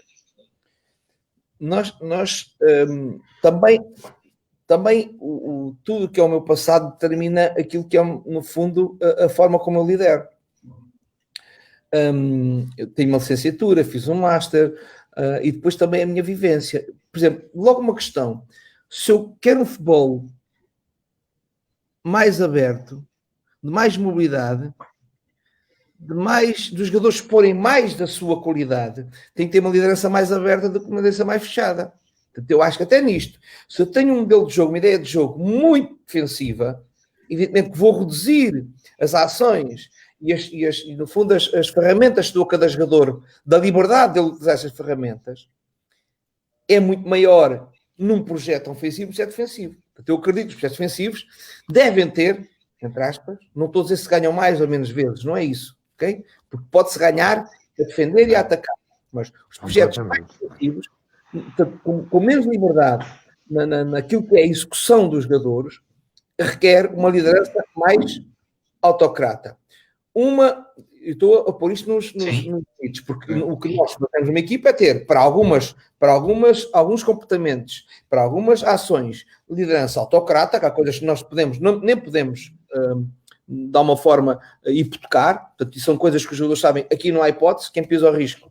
Mas depois há questões, relativamente a outros fatores de sucesso do jogo, e eu estou a falar de todos os que existem, em que nós temos a capacidade de ser mais democratas ou não. Mas na sua essência é isto. Quem são os mais ofensivos devem ser isto mais. depois também há aqui uma questão que depende dos jogadores que nós temos. Portanto, nós também não temos jogadores. Temos jogadores para jogar esse jogo que nós pretendemos. Depois, assim, o coaching, que no fundo nós acabámos por nos últimos anos evoluir muito nessa área, é percebermos, e naquela altura, quando eu jogava futebol, não era isso que se passava. Mas eu conheço o futebol até ser praticante, e o futebol depois de ter estado no ISEF, em que percebi que aquilo não era futebol que eu andava a jogar. Para já, porque o futebol que eu andava a jogar era um futebol do 11 contra 11, correr e saltar e jogar ao domingo, e o jogo começaram a ensinar um jogo tipo matérias, portanto, como se ensina o português, ou matemática, ou outra disciplina qualquer, em que até aos 14 anos tem que dominar aquelas técnicas, depois aos 16, e depois o jogo em que se ensina, o jogo em que há os princípios do jogo. Lembram-se na altura do Queiroz, do Osvaldo Ferreira, no fundo foram os pais desse canal francófono que nós bebemos, foi por aí, portanto, em que nós aprendemos o jogo. A liderança tem que ser uma liderança partilhada. Portanto, nós muitas vezes temos a nossa insegurança e os nossos medos são tantos que temos medo de partilhar esta liderança, que é os jogadores serem mesmo participativos. Mas quando tu abres a participação aos jogadores, quando os fechas, é muito mais difícil aparecer o bom, mas também é muito mais difícil aparecer o mau. Quando abres, é mais fácil aparecer o bom e aparecer o mau. Essa abertura vai ao ponto no seu pensamento e no seu modelo de liderança, do treinador, do ponto de vista da mentorização, admitir ser treinado? Mas é isso mesmo, é que há alguns momentos, nós somos sempre treinados. Há dinâmicas que eu treino e que eu apresentei para as minhas equipas que vieram de jogadores. Há dinâmicas ofensivas. Muito bem dito. Sim, mas que dinâmicas este gajo está a treinar? Isto é bom, como é que este gajo aprendeu? Portanto, aprendeu de alguém ou aprendeu dele. Porque nós temos sempre a mania, quando chegamos a um clube, está tudo a zero. Aquilo é tudo burro, então o gajo lá para ficar. É o primeiro erro. Não, claro, depois com a idade isto vai melhorando, vai melhorando. Este gajo tem uma equipa do caralho, isto é muito melhor, porque este gajo está a perder tantas vezes, porquê? Estamos tantas vezes que isto tem uma equipa é boa, estes jogadores do caraças, este gajo está tudo aqui a dormir. E muitas vezes o pior erro é chegar lá e pensar que eles estão todos a zero. É mentira, não estão a zero. Não estão a zero. E têm coisas que se calhar são mais importantes que elas que nós concebemos. E o primeiro passo é nós percebermos, e cada vez mais, e acho que é a modernidade que nos leva, é a capacidade de perceber que são homens e com saberes, e muitos deles, em algumas áreas, sabem mais que nós. O Messi, a simular, sabe mais que qualquer treinador que ele teve. A fazer passos diagonais, muito mais. Ou tu consegues ter a humildade de aprender com ele, não é? Ou então fazes descontos, não falas com ele, mas isto nem aprendes, é que nem desenvolves aptidões. E quando falo de jogadores, falo dos dirigentes, dos teus colegas, dos teus assistentes, todo o mundo que envolve o futebol, da imprensa, mesmo a gente muitas vezes não gostando da imprensa, a gente só gosta das coisas boas que nos dizem, as más, ficamos muito chateados. Portanto, essa noção que nós temos que cada vez mais. E depois é assim, o jogador cada vez mais inteligente. Nós antes jogávamos por jogar. Portanto, não desafiávamos. Havia treinadores jogadores já tinham essa noção, mas porquê é que eu estou a fazer isto? Não, agora os jogadores perguntam porquê é que eu estou a fazer isso. Se há 40 anos havia um jogador que perguntava, mas porquê é que eu estou a fazer isso? E era insubordinado, indisciplinado. E a gente punha fora do 11. Não. É verdade. Um jogador que não ponha... Mas porquê é que eu faço isto? O mais importante, quando um jogador está no treino, e nós estamos a ensinar uma tarefa. Ensinar uma tarefa não. Utilizamos a tarefa para ensinar um comportamento. Ensinar e a produção de ferramentas para o jogo. Nós temos de ter noção se ele tem condições de fazer isso ou não. E o mais importante é também ouvi-lo. Ouvi-lo, e muitas vezes nós ouvimos coisas que não gostamos. Vamos para casa e depois é capaz de ter razão. Este gajo é capaz de ter razão e a gente estar até a ver mal. E quando nós vemos com os olhos deles todos é melhor. É porque quando nós vemos só com os nossos olhos e eles não veem com os nossos olhos, nem nós com os olhos que eles têm, estamos postos para ser mortos, cada vez mais. É que nós... A questão de liderança tem a ver com nós escolhermos as melhores dinâmicas ofensivas e defensivas que vão em conta daquilo que é as necessidades que eles têm. Claro que nós sabemos que depois também está aqui entre essa situação e o egocentrismo que cada um tem, porque cada vez mais são egocêntricos, cada vez tem um empresário mais a chateá-los para jogar, que é outra vertente. Mas se nós pensarmos que eles muitas vezes são individualistas e que essa forma de eles verem o jogo e a vida deles não leva a ter coletivo, é o erro que nós temos. Portanto, é apreender o que é que ele pode dar em termos coletivos, o que é que cada um faz de melhor, mesmo sendo através de conversas. Cada vez que nós falamos mais com os nossos treinadores, há jogadores que neste momento terminam alguns esquemas táticos, há jogadores que neste momento, a gente com 3 não pode jogar, com 2 a gente não vai ter... E ouvir estes jogadores, e ouvir, no fundo, os personagens, são seres ativos. Mas quando entrei no ZEF já me diziam isto. O ser ativo é um ser que tem que ser compreendido, entendido e tem que ter voz. Portanto, a liderança neste momento é uma liderança partilhada, em que tu tens um líder que és tu, que decides, em última instância, como é que vai ser o 11, como é que vai ser as dinâmicas que temos de fazer, mas que, ouvindo e olhando a tudo o que é os saberes de cada um, a começar pelos nossos assistentes e depois pelos nossos jogadores, com certeza podes complementar um coletivo mais forte, complementar as dificuldades e as carências de cada um para uma coisa que nós queremos, que é o sucesso. E acho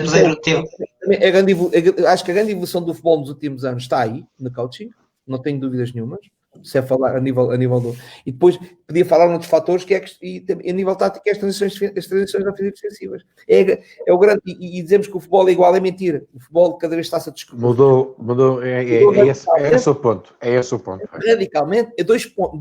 Em todos ele tem evoluído, em todos. Mas há aqui questões marcam a evolução do futebol, é o coaching, a forma como nós lideramos, no fundo é liderar, mas o liderar de saberes dos outros, não é o teu saber, liderar dos saberes também dos outros, não é? Partilhar e aprender com eles. E depois é a questão de que as transições ofensivas e defensivas, que é o jogo dinâmico, não o jogo estático, é que está aí por descobrir. Muitos exercícios por fazer, por descobrir, porque neste momento é o que define o jogo atual. Nessa perspectiva, e teve o privilégio de estar naquele que é, provavelmente, foi e continua a ser, embora com outros atores, o balneário mais galáctico, o mais egocêntrico do mundo. O José Peseiro diz que o Real Madrid é o maior clube do mundo. Aquilo que eu lhe pergunto é, nessa perspectiva, como é que é liderar um balneário desses? Como é que é o dia-a-dia de um balneário desses? Olha, evidentemente que eles estão... É um mundo mais egoísta. Quando treinas uma equipa da terceira divisão e da segunda, tu fazes jantares, vão todos aos jantares, fazes almoços, eles querem fazer almoços todas as semanas, depende também da dimensão, e chegas ao Real Madrid, eles estão sempre desejosos de não ver almoços e jantares, não é? Portanto, é quase como uma obrigação ir ao jantar. E evidentemente que chegam a um nível tal que fazer um coletivo e fazer uma equipa... daqueles parâmetros de união e de coletivo que nós estávamos habituados nos clubes mais pequenos não faz sentido, mas eles são extremamente inteligentes. Não sei grande jogador só porque o músculo é grande, só porque se mata bem com o pé esquerdo e direito, é porque a cabeça realmente vê aquilo de outra forma. É que eles tinham capacidade de apreender. Quando a gente estamos aqui a treinar ou a jogar, temos que ter nós, percebes? Mesmo com os egoísmos que existiam, porque realmente o dinheiro que eles ganhavam. As figuras que eram, ainda por cima naquela altura, o que o Florentino queria era vender uma imagem. O Real Madrid estava com problemas financeiros muito graves e vendeu, como tu sabes, vendeu a cidade desportiva, onde foi depois construída aqueles prédios que lá estão. E contratou o diretor da Walt Disney precisamente para promover a imagem. E depois era os jogadores, que era o pior que nós tínhamos naquela altura, eu acho que não ganhámos nada por causa de ganhámos a Taça do Rei, era que eles todos os dias tinham atividades comerciais, portanto todos os dias tinham aviões, depois do treino tinham aviões à espera deles, os 5 galácticos pelo menos, por isso é que se rebentou com o Ronaldo, depois quando se lesionou criou ali um problema déficit de qualidade na frente, outros jogadores tinham algum problema de descanso, em que os 5, praticamente todos, não digo todos os dias, mas 2, 3 vezes por semana, saíam de avião para a Alemanha, para onde for, para, no fundo, representar aquilo que foi o projeto mais galáctico, naquela altura, não existia, de venda de uma imagem e de promoção de imagem e entrada de dinheiro no Real Madrid. Mas eles eram extremamente inteligentes, portanto, não eram jogadores que, mesmo com esse... egocentrismo tinham, estarem mais afastados, sei lá, evidente que havia a obrigatoriedade de irem todos à carpa no final do jogo, mas é que se não houvesse isso, eles nem lá iam, não é? Porque viviam pronto, a família, os amigos e pouca comunidade. Instituído também, cada vez que algum fazia anos, fazia uma festa grande, mas nem todos o faziam.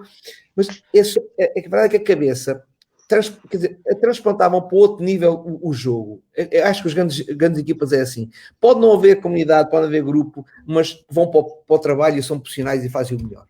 É muito difícil, digo mesmo, é muito difícil construir equipas, a não ser em cima de vitórias constantes, este sentimento que nós há 20 anos tínhamos. Isso é a adulteração dos valores. Quer dizer, quantas vezes os miúdos daqui a 5 anos a gente vai se reunir, 10 anos ou 20 anos com os nossos pais para estar todos juntos, os nossos avós? Quantas vezes? Já não existe isso. Quantas vezes existia, sei lá, tudo agora tem uma visão comercial. Até as festas da minha terra têm uma visão comercial. Não é a mesma visão da terra naquela altura. Completamente diferente de tudo. As pessoas, o meu pai era festeiro e andava a pedir dinheiro para fazer a festa. Agora não, a Câmara subsidia, não sei quanto. Tudo está lucrado. Eu não quero.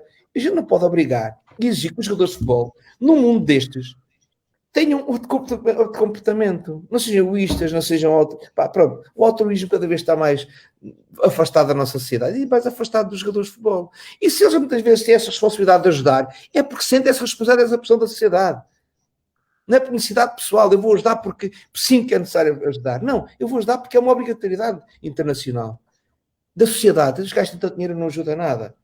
Eu acho que a maior parte das vezes é por aí.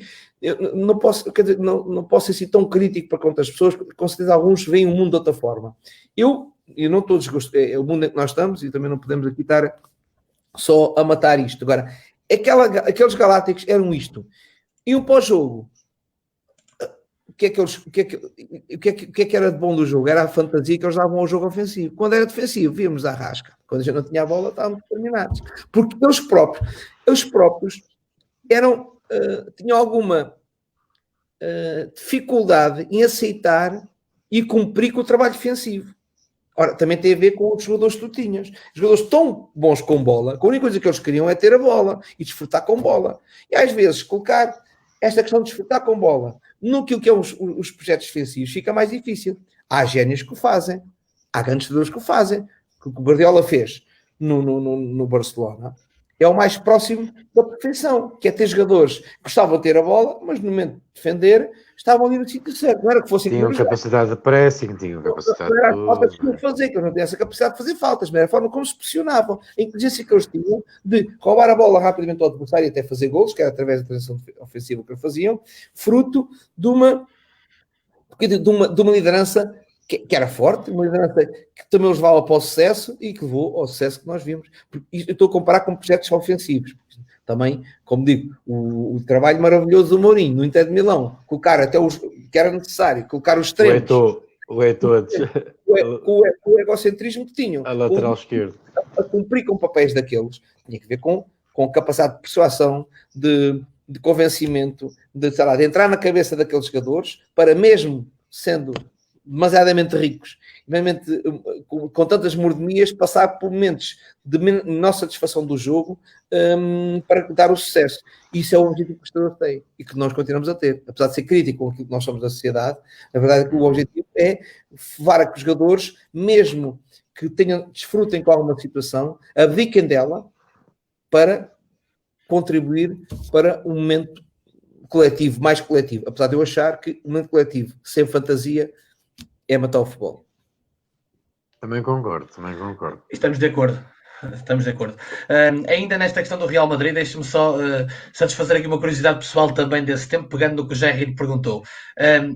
Obviamente, nas várias universidades da vida que foi tendo dentro do futebol, esta Universidade de Gestão de Egos, de certeza que esteve presente. Mas pergunto-lhe mais em concreto, os 5 galácticos, toda a gente sabe quem eles são, o Roberto Carlos, o Zidane, o Figo, Beckham e o Ronaldo Fenómeno, estavam num Real Madrid que tinha os seus galácticos espanhóis, o Iker Casillas, o Michel Salgado, o Raul, portanto, o Guti, jogadores com um grande peso na história do Real Madrid, no futebol espanhol. Existia Sérgio Ramos, Sérgio Ramos não estava, porque isto é a altura dos Pavones e dos Galácticos, era assim que diziam. Exato.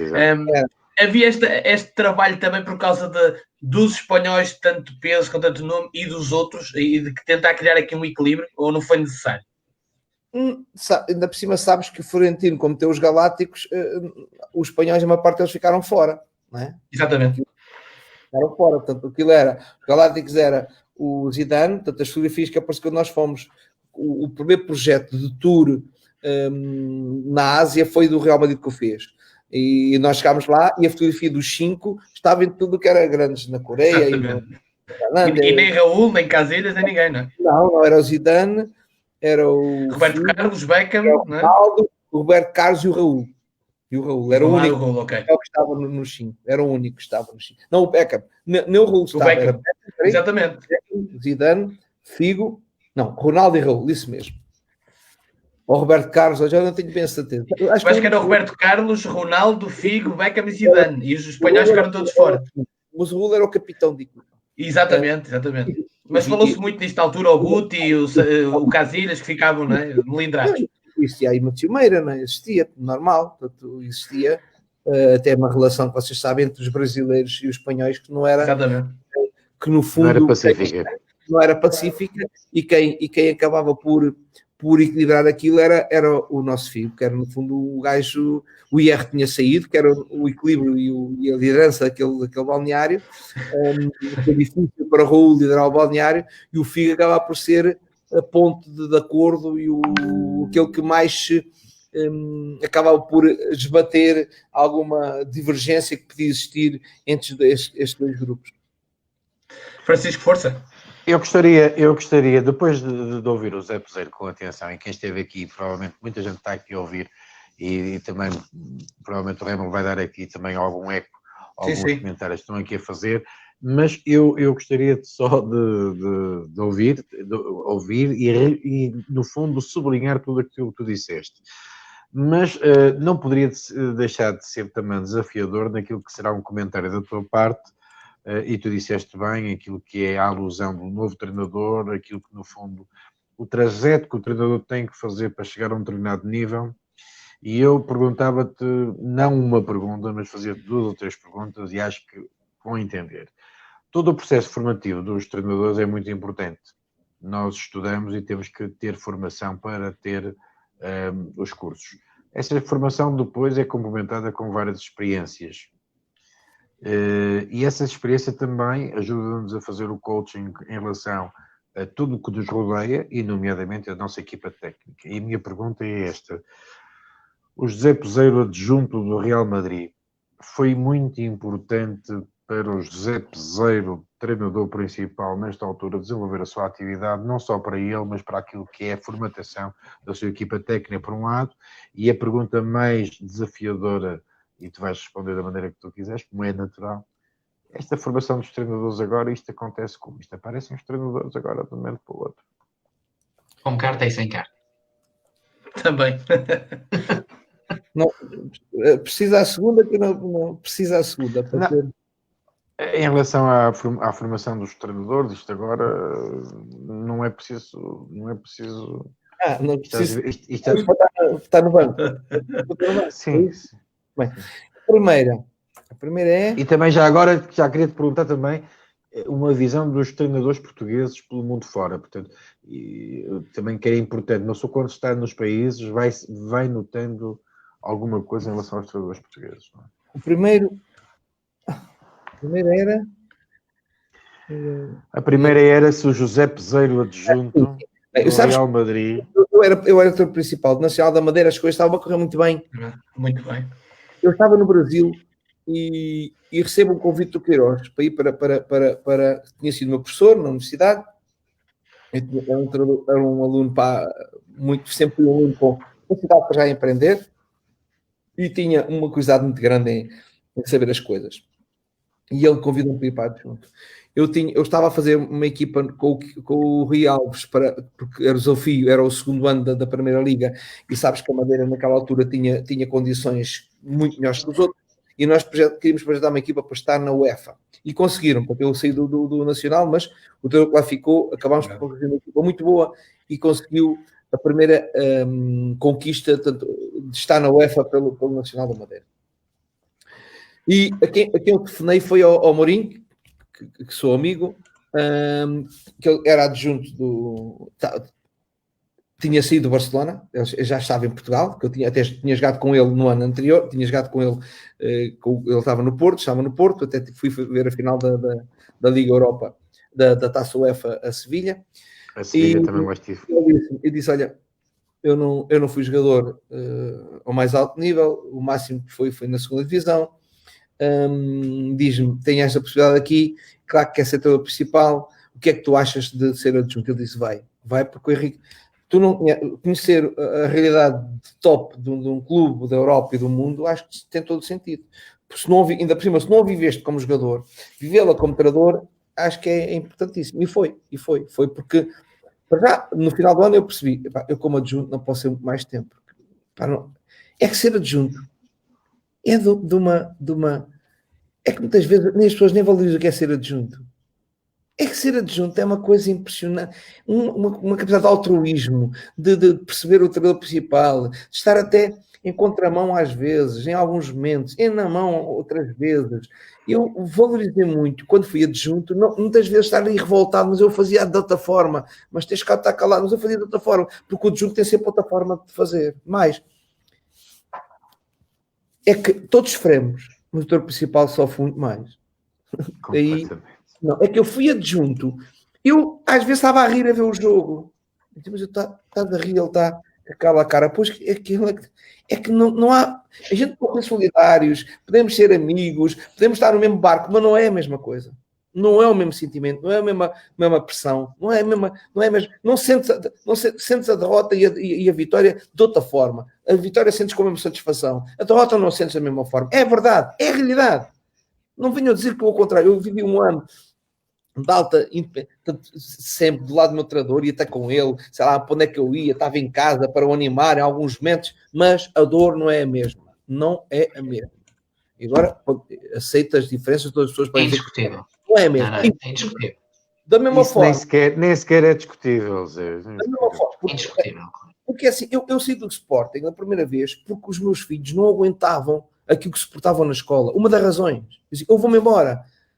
Porque ganho. Quando perco. Portanto, era porque eram os sportinguistas ou os benfiquistas. Eu tive que sair. Isto não acontecia com os meus adjuntos. Não acontecia. Portanto, agora, também valorizo muito a ação de adjunto, que é pessoas que abdicam de um trajeto, de um projeto, para serem fiéis e serem colaborantes durante anos e terem muitas vezes sido tão importantes e decisivos na carreira desse treinador. Acho que foi. A primeira pergunta, sim, faltam as outras duas. A primeira pergunta, sim, agora faltam sim, o resto. Exatamente. Segunda, eu sou contra treinadores sem que estarem a treinar. Ponto. O que é que eu posso fazer? Não está em causa a capacidade, o potencial, porque também nós tivemos treinadores que tiveram cursos nenhum e foram enormes. O Pedroto não fez e foi um excelente treinador. O Vaz, o Meirinho, que foi meu treinador, o Medeiros, tantos treinadores não tiveram cursos. Para não falar no Manuel Zé, que já teve curso, mas na altura também não havia, quando começou a treinar, que era a sensibilidade, a capacidade dessa gente. E, muitos mais, desculpem-me o que eu não posso dizer dos nomes de tantos treinadores que começaram a treinar porque tinham essa sensibilidade, foram eles próprios que construíram os seus treinos, maus ou bons. Aí é que era difícil. Mas o Pedroto fez em Paris, peço desculpa. Aí é que era difícil a treinador. Agora não é difícil. Bem, agora tem outras dificuldades, com certeza. Portanto, eu sou contra. É que só em Portugal isto existe. Eu vou para os Emirados. Se eu não tenho o meu cartão com o Pro, não treino. É verdade. Mas é completamente verdade. Não tem contrato. E o adjunto que não for qualificado não está no banco. Nem sequer no banco. A Arménia e pediram-me um contrato. Se eu não tivesse, não podia treinar. Eu tive em Espanha a mesma coisa. Eu tive na Grécia a mesma coisa. Só em Portugal é esta artimanha. Em mais lado nenhum. E parece que isto só porque tenho sucesso, e eu não tenho nada contra o sucesso do Ruben, dos outros treinadores que estão sem curso. Agora, isto não podia acontecer. Não sei como é que... Não podia acontecer. E se alguém quer se preparar para treinador, foi como eu. Aos 30 anos fui para... Além de ter uma licenciatura, aos 30 anos fiz o primeiro curso e aos 32 o segundo. E escalei. Não estou a dizer que sou melhor ou pior que os outros. Não, É mas uma questão fizemos esse percurso. defendida. E isto. E eu digo, digam-me um país da Europa onde isto acontece. Digam-me um. Não há, nem na Argélia, que é um país de... Não há. Portanto, eu sou contra. Nem na Argélia. De afirmar que há treinadores, pela sua capacidade, e depois rodeiam-se de bons treinadores, de bons adjuntos. É que os adjuntos já não são adjuntos para carregar a bola, são adjuntos para especialistas. E quando nós temos um adjunto, temos um adjunto que seja melhor que eu naquela área. Eu quero um adjunto que seja melhor que eu. Na tal especificidade e na tal abrangência das várias áreas, não? E vai partir para o ofensivo, outra para a parte ofensiva, outra para a parte defensiva, outra para as transições. Vai ser por aí. Não tenho a certeza. Portanto, e essas questões neste bloco de competência. E muitos deles, como digo, a mais inteligência que têm é reunirem-se de gente competente. Epá, eu não tenho o curso, mas reúno-me de gente competente. E existem muitos no nosso país, não é?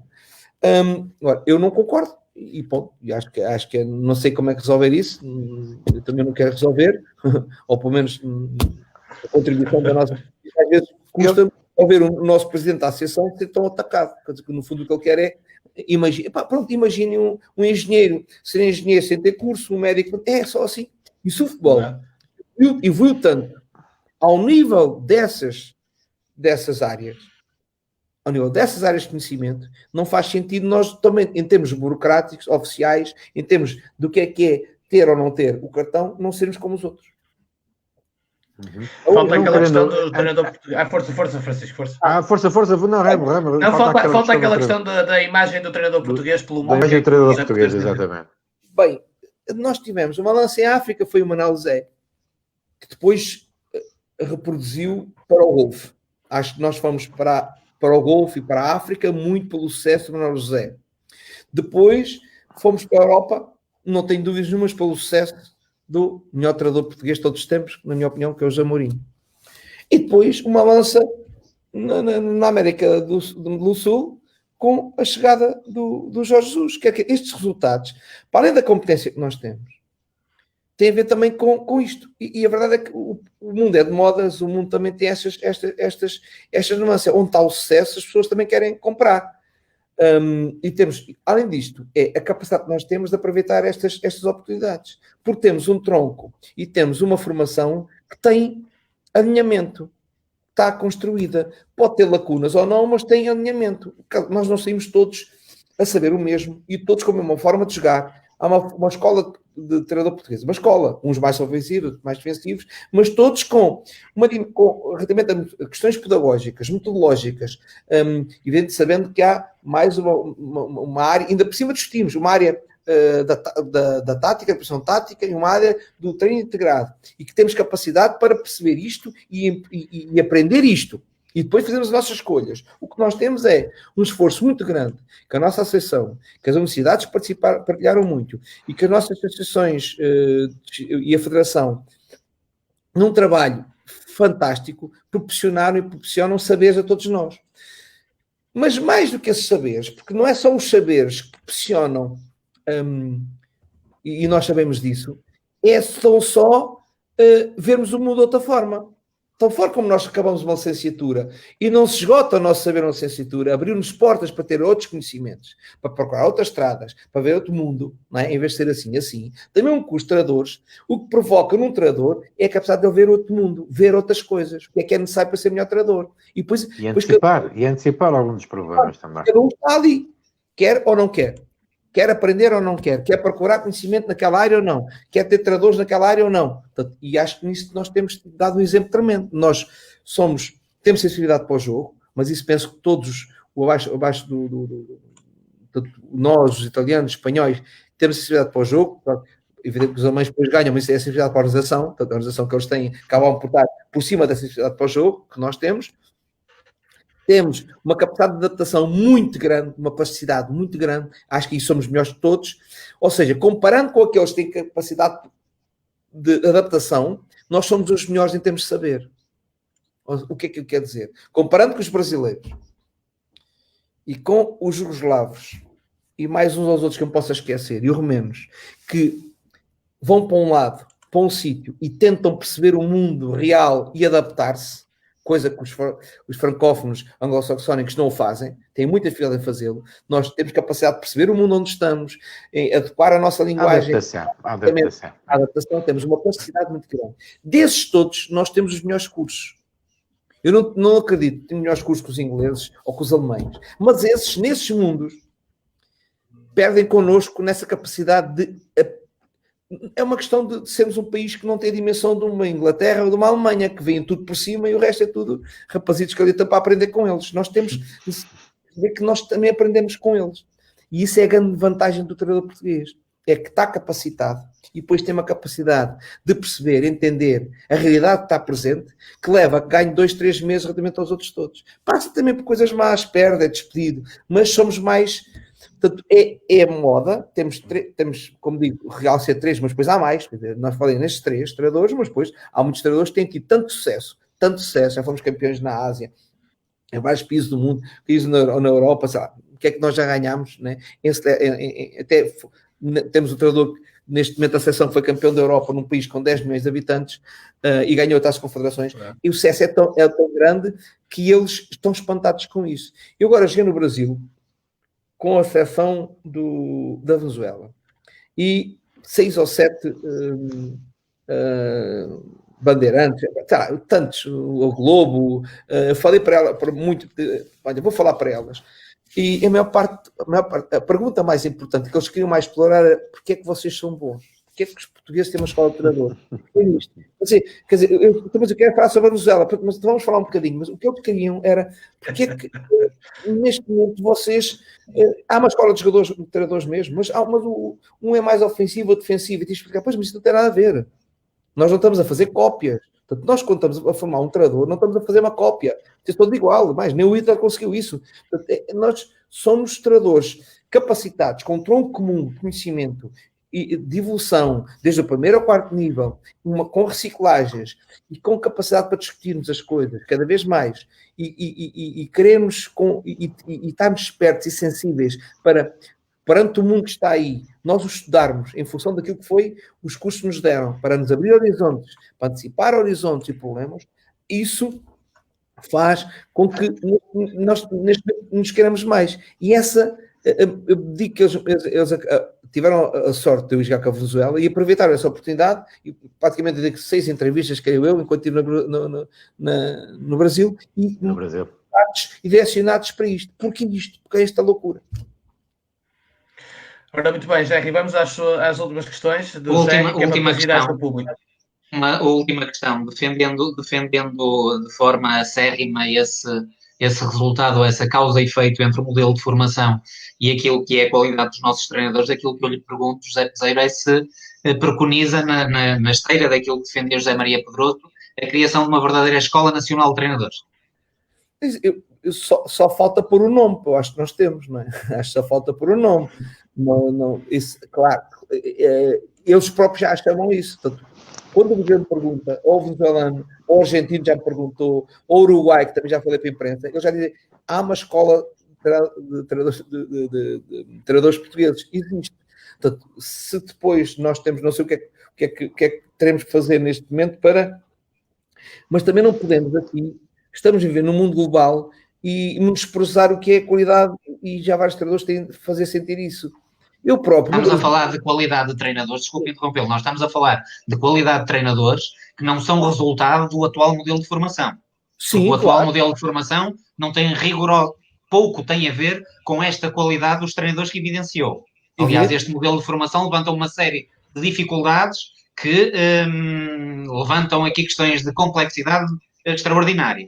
E era por isso que eu colocava esta questão em concreto. A formação está perfeita, não estou a dizer isso, não é? Estou a dizer é que também se pode equacionar quantos anos pode chegar ao topo da carreira como treinador. E eu também posso pôr em algumas dúvidas, tanto tempo para chegar a treinador de uma equipa principal, evidente, para chegar a médica é menos tempo vistos.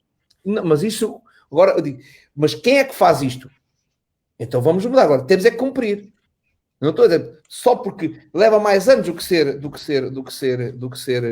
médico, então deixamos de cumprir com a regra. Portanto, eu também acredito que poderemos equacionar outra forma, outro modelo de formação. Mas também é uma coisa, se eu quiser ser treinador mesmo, eu vou conseguir cumprir as etapas mais ao mesmo tempo. Agora, quando nós somos treinadores e jogadores e queremos cumprir as duas ao mesmo tempo, alguma coisa vai falhar. Então temos de demorar mais tempo. Essa é a questão que se levanta. É que se eu quero fazer mesmo uma carreira, começar nos juvenis, faço o meu curso, treino nos juvenis, treino nos júniores, não. O problema é que nós queremos chegar lá para a Primeira Liga. Sim, mas nós temos um modelo castrador do ponto de vista mercantil ou material e castrador em termos de números de cláusulas, não é? E, portanto, nós não nos podemos abstrair dessa realidade. Há um modelo que dá uma forma, portanto, perturba, ou quer dizer, aqui não perturba nada, porque pode chegar à Primeira Liga com o primeiro nível. És diretor e está tudo bem. É a realidade. Sim, ok. Não está a castrar nada. Aqui não está a castrar nada. O que eu posso dizer está a castrar, só não castra se for violador, porque está a violar a regra. Mas o cumpridor é castrador. Eu acho que acaba por ser, pode-se modificar a forma como se chega ao mais alto nível. Agora, há pessoas e há treinadores que apostaram na sua carreira, que fizeram uma evolução na carreira, treinando escalões, fazendo estágios, mas isso é preciso ter disponibilidade, isso é preciso abdicar de uma carreira a outra qualquer para esta carreira, e há treinadores que fizeram isso, e que são prejudicados relativamente a outros, porque esses cumpriram, esse acaba por se cumprir. Epá, pronto, 5 anos é difícil, né? Quase que uma licenciatura. Acho que são coisas que têm que se neste momento, tomar outras, e já está neste momento a pensar nessa situação, que é difícil chegar só ao topo da carreira no 4º nível. Há uns que é impossível, porque nunca têm projetos de experiência. Mas também, se não tem experiência, acho que também não tem qualidade para chegar ao mais alto nível, com algumas exceções. Ora, muito bem, vou então, para fecharmos as questões do público, e obrigado a todos que foram lançando. Tem aqui comentários muito bonitos e interessantes. Uma coisa é que não tem isso, e critico, que é a dificuldade da existência de cursos, não é? com atividade para dar da possibilidade destes treinadores terem esses cursos. Isso também é uma realidade. E é algo que vários treinadores estão aqui a dizer nos comentários, que obviamente o Mister terá tempo também depois de ver, da dificuldade de aceder aos cursos. Está aqui alguém a dizer que tem o nível 2, quer tirar o 3º e tem 400 pessoas à frente e não há cursos. Aquilo que temos observado, que é a forma como uns entram e outros não entram. Quer dizer, uns estão mais... São critérios, não é? São os tais critérios. Isso é pior a emenda com o soneto, não é? Pior emenda com o soneto. Raimundo, eu peço desculpa só força. Antes de entrar nas perguntas.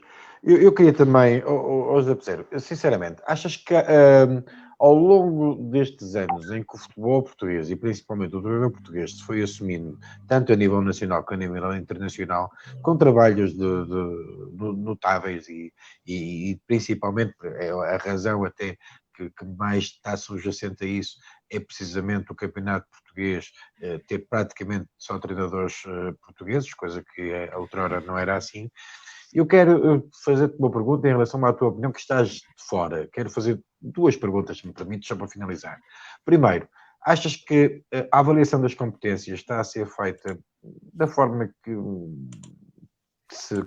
deve ser, por um lado, em relação aos treinadores, e por outro lado, queria ter a tua opinião muito sumária e muito sucinta, se possível, do que é do futebol português. Tu, obviamente, estás lá fora, mas acabas por dar sempre uma vista de olhos ao nosso futebol, como eu, quando estou lá fora, dou sempre uma vista de olhos e uma ideia de como é que tu vês o futebol português.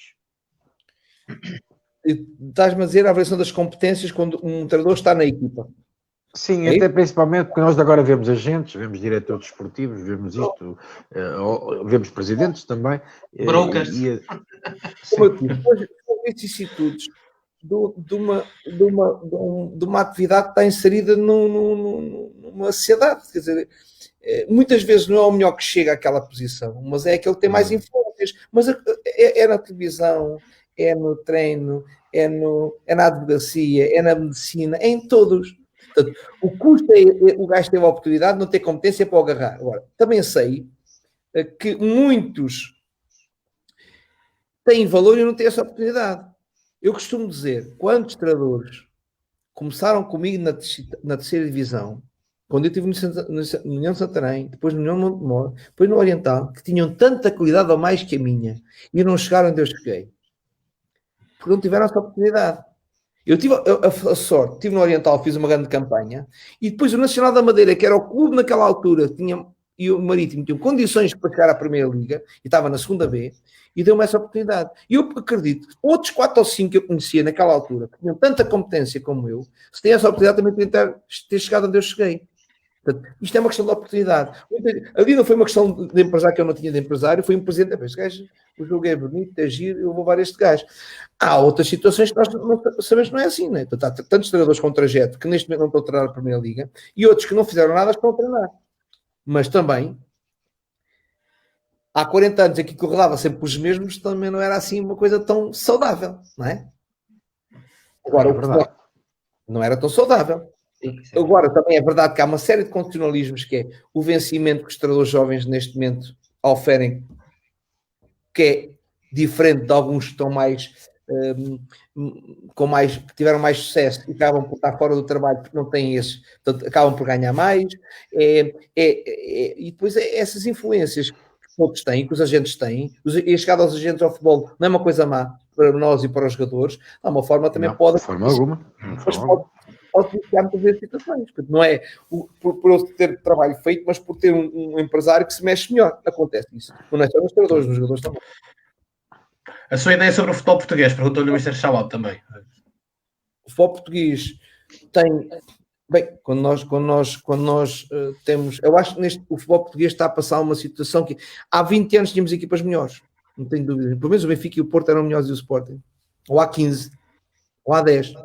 Não é? Portanto, quem recorda aquelas grandes equipas do Porto e do Benfica que foram campeões, tem mais valor que estas. E gasta-se mais dinheiro agora. Portanto, mas acho que não é só o futebol da Alemanha, todos gastam mais. Relativamente ao Braga, por exemplo, não é assim. Eu acho que o Braga consegue ter, ao nível de que é a exigência do Braga, uma equipa até melhor do que tinha naquelas outras. Melhor, sem dúvida. Melhor. Enquanto que o Sporting... Incomparavelmente. O Porto tem, se compararmos até a equipa do Sporting, do Jesus, que teve quase a ser campeã, não há comparação relativamente aos valores. Isto é a necessidade que nós temos de vender até para manter um negócio. O negócio. Portanto, pois, se calhar é mesmo o negócio. Desculpa. Não, também manter a possibilidade dos clubes conseguirem manter-se, né? Portanto, o Benfica, o Sport e o Porto, se não venderem jogadores, como é que podem manter os vencimentos com o mercado que nós temos, com o dinheiro que nós ganhamos, que nós não ganhamos, em termos de imagem, em termos de marketing, o dinheiro que ganha um clube espanhol ou italiano, e depois mesmo assim temos o Porto que acabou por estar mais uma vez, passou a fase, portanto, e passa a fase. É verdade, oitavo final. E os outros recebem 100 ou 150, sabe? Muito mais do que nós, acho que é um feito. E temos que vender jogadores. A competitividade da nossa liga. E desculpem-me esta ideia cooperativa, depende muito da qualidade dos nossos jogadores. Com equipas de 4 milhões, empatam com equipas de 100 e de 80 e de 70.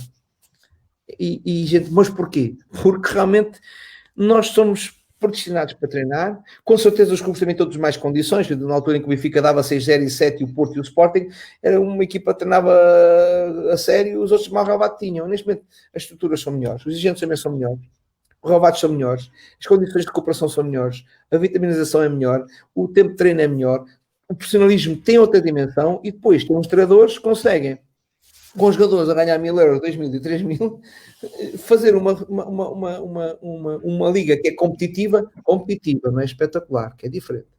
Competitiva para ainda haver, mas quem é que vai ganhar o campeonato? Mas quem é que faz... É tal incerteza, não é? É tal incerteza. Há mesma incerteza. A única coisa que mantém o espetáculo do nosso futebol é a incerteza, porque o espetáculo vamos cada vez perder.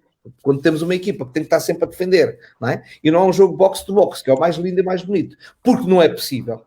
Não queremos exigir aos treinadores que têm equipas de 4 milhões, 5 milhões, 6 milhões, ou menos, não é? Joguem um jogo aberto com os outros, só para o seu ego. Também há quem faça isso, olha para o meu ego, perto 5-0, mas depois é um treinador muito ofensivo, espetacular, e depois está ali com 11 a pôr 11 tons a correr e a levar 5 e 6, quando no fundo não é a realidade. Portanto, prefiro, não é? Apesar de não estar muito ofensivo, mas prefiro valorizar estes treinadores que fazem desta liga muito mais equilibrada do que ela é. Porque as condições não são as mesmas, os jogadores não são os mesmos e as condições monetárias não são as mesmas. Agora, ganha a liga com isso? Não ganha. Felizmente não ganha. Não ganha porque o nosso futebol cada vez é menos visto.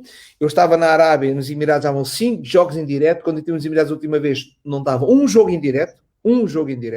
não é? Portanto, nós cada vez temos menos jogo a ser visto. Claro que agora as trocas com o Brasil, porquê? Porque compramos o brasileiro, é uma questão de negócio. Sim, mas é verdade. Para se ver um jogo em direto português, do Campeonato Português, em África não é fácil. Porque é muito difícil. Eles preferem, nos Emirados da Arábia, ter a segunda divisão inglesa e a segunda francesa do que a nossa primeira liga para mostrar.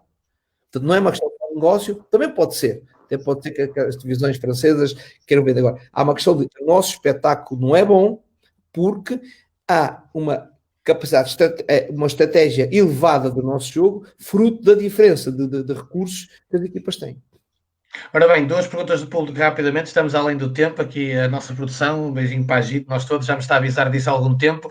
Gonçalo Novaes pergunta, Mr. Peseiro, qual a magnitude do desafio que enfrenta na seleção venezuelana e qual o potencial desta seleção e destes jogadores no enquadramento dos objetivos definidos para a seleção? Eu já disse, seria a primeira vez que a Venezuela estaria no Mundial, nunca esteve. A última vez foi a última classificada, ficou com menos de metade dos pontos da equipa que se classificou, teve 2 vitórias em 18 jogos, portanto é um sonho. Agora, seria histórico estar no Mundial e mesmo eu sabendo que isso terá 4, 5% de hipótese de acontecer, ou 3 ou 2, porque realmente está circunscrito aos candidatos e depois a um pode acontecer, pode aparecer, que é o caso do Peru no último Mundial, é perceber que o futebol venezuelano evoluiu muito.